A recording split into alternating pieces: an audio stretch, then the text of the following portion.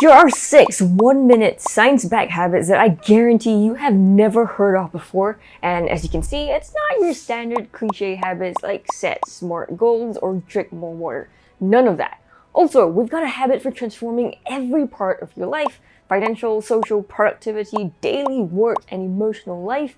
And every single one of these is backed by research and science. I spent the past 3 months testing out each of these habits to make sure they're worth your time, and I'll show you how these 1-minute habits completely changed my life. For example, this 1-minute productivity habit here increased the number of books I read per month by a whopping 400%. And speaking of which, all of this was actually inspired by a fantastic book I read, Help by Oliver Burkeman. Hi, I'm Liz. I love reading awesome books, experimenting with the stuff that I learned in the books that I read, and then posting the results on this channel. And now let's get straight into our first habit that's guaranteed to 10x your savings if you apply it, and this habit is mental accounting. Okay, let's say you paid $10 for a movie ticket and then you lost it. Would you buy a new ticket? Now, if you lost a $10 bill in the street, would that stop you from buying a movie ticket? This was an actual experiment conducted by economist Richard Thaler, who was investigating the idea of mental accounting. He found that if you were like most people, your answer might have been no to the first and yes to the second. Why? They're both a $10 loss, aren't they? Well, not exactly. For the first question, if your entertainment budget is $50 a month, losing a $10 movie ticket and then buying one to replace it, so another $10, would make up 40% of your budget. To some, it may seem like it's too much to spend $20 on one movie, hence why most people said no. But for the second question, the $50 entertainment budget is still intact, and these people are spending only $10 for one movie. So even though the net income is the same after the $10 loss, more people from the second group would choose to buy a ticket. These behaviors make no sense, since money is meant to be fungible and every pound is interchangeable with every other pound. But we don't treat it like that. We use mental accounting, dividing money into imaginary piles and then attaching emotional meaning to each. Thankfully, we can use this to our advantage. If your entertainment budget were $50 a month and I told you to cut it back by $30, leaving you with $20 a month for your savings, chances are you'd be like, hell no. But if I told you to save just $1 a day against the whole of your income, quick, no thinking, just give me a quick yes or no. Chances are you might have been okay, that sounds reasonable, even though that's still $30 in a month. That's because $1 per day or $30 per month represents just a tiny fraction of your total income per month. So your 1-minute habit each day for the next year is to use an app like Acorns. If your initial deposit is $1, with $1 daily contributions, you'd have $37,000 in 30 years. And if you're up for the challenge, find the maximum pain-free amount that you can spare each day without noticing and watch as your savings 10x themselves. I can guarantee that you will adjust to spending less than you're used to, because that's exactly what happened to me. I saved nothing at all last year in 2023, and this year in 2024 I saved hundreds of dollars without even noticing too much, and I will be using this method again and again. That is the power of mental accounting. Use it to your advantage. Now, if you want to transform your social life, you need to understand the fundamental attribution error, one of the most important cognitive biases in social psychology. Let's say you see someone kick a vending machine for no visible reason. What is the first thought that leaps to mind? Perhaps something like, oh crap, this is one angry person. And then you turn around and sneak away in the opposite direction, hoping they don't notice you, or maybe you get beat up too. What happens here is the fundamental attribution error, where we chronically overvalue personality-based explanations when it comes to the behaviors of others, like, oh, he or she is an angry person. At the same time, we undervalue situational explanations. Let's say the roles were swapped. When you kicked the vending machine, it's because the train was late, you missed your flight, you're late for a promotion meeting in another city, and now you can't even eat lunch because the goddamn machine has swallowed your lunch money. Surely anyone would kick the vending machine in that situation, right? In other words, when it comes to ourselves, the opposite happens. This is the fundamental attribution error. Here's another example. If I'm late for work, it's because the traffic was heavy. On the other hand, if someone else is late for work, damn, he's so lazy. When you find yourself thinking especially anything negative about someone, take 1 minute to pause. Think about this cognitive bias and then look for situational factors to back up the other person's actions. This is your 1 minute habit. I've been trying to do this for months now, and admittedly, it's harder to catch than you might think. But if you stick with it, you will find yourself being much more compassionate and much more patient over time. It's helped improve my relationships with my partner and also with my parents. So instead of writing them off as just being like angry people, now I wonder, maybe it was just a bad day at work. Applying this cognitive bias was such an important part of my social life that I just had to share it.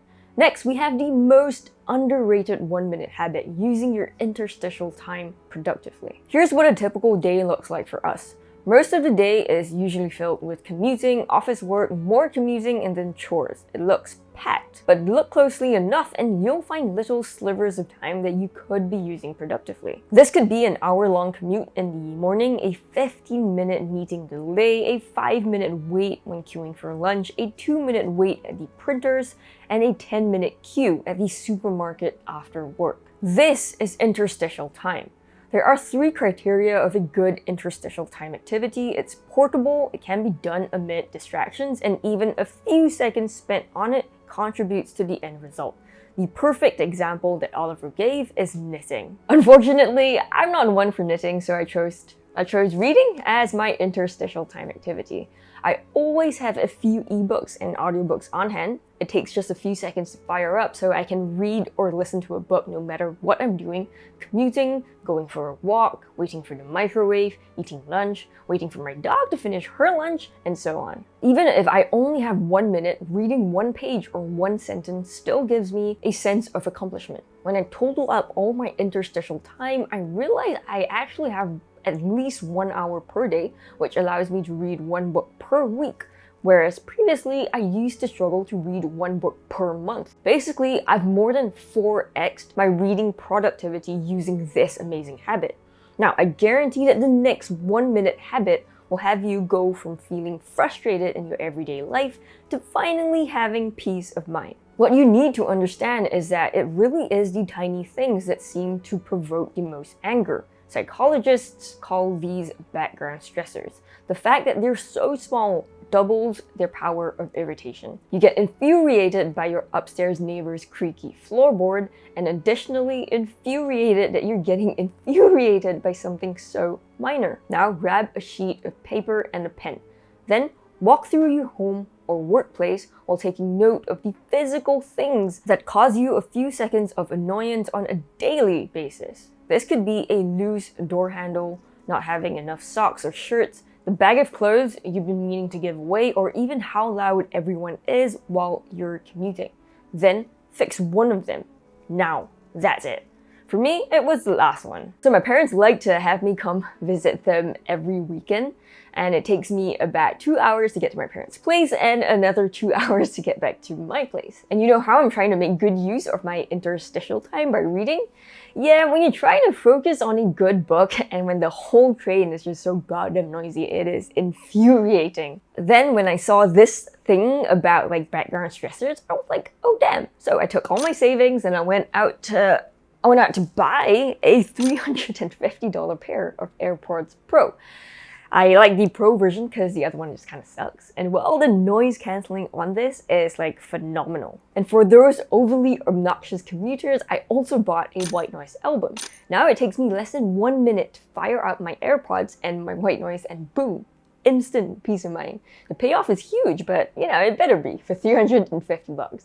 That is the power of getting rid of your background stressors. Small actions, but huge payoffs. Next, to make sure you're working on the right things to move your life forward, we have to understand the law of triviality.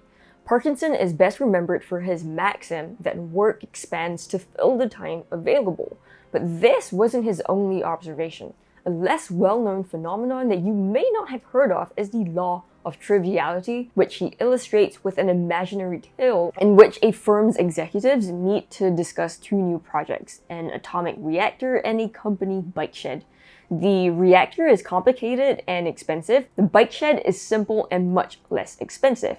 Guess which one will be the subject of more discussion? If you guessed the reactor, sorry, it's not. It's the bike shed. Why though? Not many people know about nuclear reactors, so people in the office risk embarrassment if they speak up. So it gets proved in 2.5 minutes. On the other hand, everyone knows about bikes and bike sheds, so everyone has an opinion. Driven by personal egotism, everyone wants to demonstrate to their bosses that they're taking part in adding value, and the bike shed gets debated for an hour and a half. This is the law of triviality in action, where what typically gets discussed is precisely what doesn't matter. I also noticed that this happened even after I quit my office job to work for myself. As a YouTube creator, the most important thing I can possibly do is to create YouTube videos, but this is freakishly difficult, with each video taking upwards of 50 hours to produce. When I first started, I found myself doing things like checking my email, designing my logo, watching YouTube videos on how to grow on YouTube, stuff like that.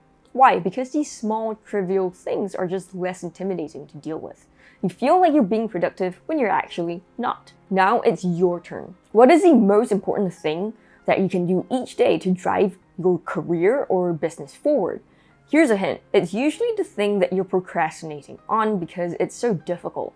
Then spend at least 80% of your time on this and 20% of your time on the rest. Now, instead of spending hours every day checking trivial things, I actually just spend most of my time focusing on content. For my calculations, I think I've been able to sort of like increase my content output by maybe about 50% or so, which isn't too bad. So the next time you're at work or side hustling, remember this law of triviality and take 1 minute to ask yourself, am I doing the important things that really move the needle? Now, this one simple habit is guaranteed to increase your happiness, and it's the wilderness remedy. And no, it's not about getting you outside. Bear with me. The wilderness inspires feelings of awe. 52% of us have experienced the beauty of nature in a deeply moving way, while 45% report intense spiritual experiences. But why? One part of the reason for this near universal response seems to be about control. Oliver explains it this way. This is the spectrum of control that all of us are on. Some of us are control freaks. We stress ourselves over micromanaging every part of our lives. On the other hand, some of us feel we have no control over life at all, and this is linked to depression. When we get out into nature, it restores the inherent realistic balance. On one hand, elemental landscapes drive home how tiny we are and how powerless. On the other, any encounter with nature, even a short 2-mile stroll, demands that you take responsibility for what you can control. For example, you have to not get lost, you have to make sure you set your foot right so you don't fall off a cliff. This is the inherent realistic balance. Now, obviously a 2-mile hike isn't a 1-minute habit, so here's the alternative. Go out and buy a tiny pot plant and then spend 1 minute each day tending to it. Admittedly though, I'm terrible at this and a lot of my plants end up dying, but that's the whole point. There's a sense of control because you can put in your best effort to give it the optimal conditions to grow. But at the same time, you also have to surrender to the forces of nature. Water it a tad too much and it'll die. If it's too overcast, it'll die. If you neglect it for too long, it'll die. Psychologists refer to this realistic balance of control as hardiness, and this is what helps you be more resilient in your emotional life. That's why the wilderness remedy is key. Since you've made it this far in the video, I know you're someone who's driven and wants to improve yourself, so check out the latest book that just got released in 2024 for some insane value bombs.